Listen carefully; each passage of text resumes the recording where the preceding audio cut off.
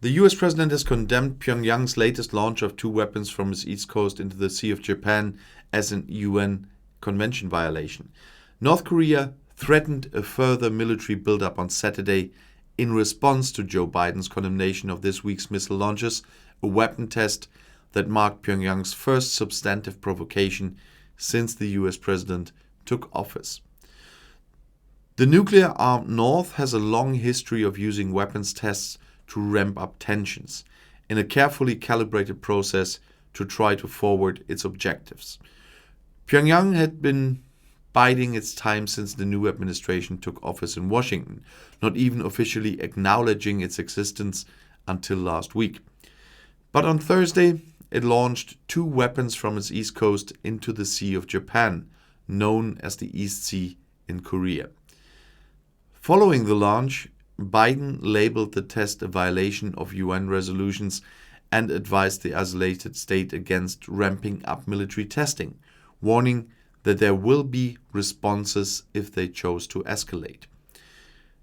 Ri Pyong-chol, a leading official in North Korea's missile program, who supervised the test, said the president's comments had revealed his deep-seated hostility to the regime.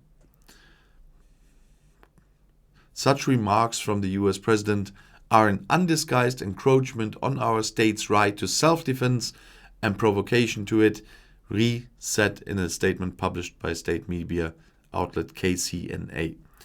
Ri said Pyongyang was expressing its deep apprehension over the US chief executive faulting the regular test fire, an exercise of our state's right to self-defense as the violation of UN resolutions. If the US continues with its thoughtless remarks without thinking of the consequences, it may be faced with something that is not good, he added, warning that North Korea was prepared to continue to increase their most thoroughgoing and overwhelming military power. The comments came at a time when Washington is in the final stages of a policy review on North Korea, with signals of a firm line on denuclearization, sanctions, and human rights.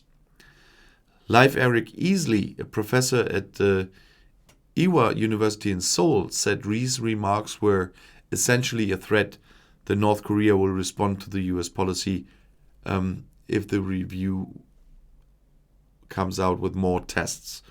Pyongyang is implementing a premeditated strategy of advancing military capabilities and raising tensions, he added. Pyongyang has made rapid progress in its capabilities under leader Kim Jong-un, testing missiles capable of reaching the entire continental US as tensions mounted in 2017. North Korea has reported that the Thursday launch, its first substantive affront since Biden came to office, was a test of new tactical guided projectile with a solid fuel engine. Japanese Prime Minister Yoshihide Suga called the 2 weapons launched from North Korea's east coast ballistic missiles, which it is banned from developing under UN Security Council resolutions.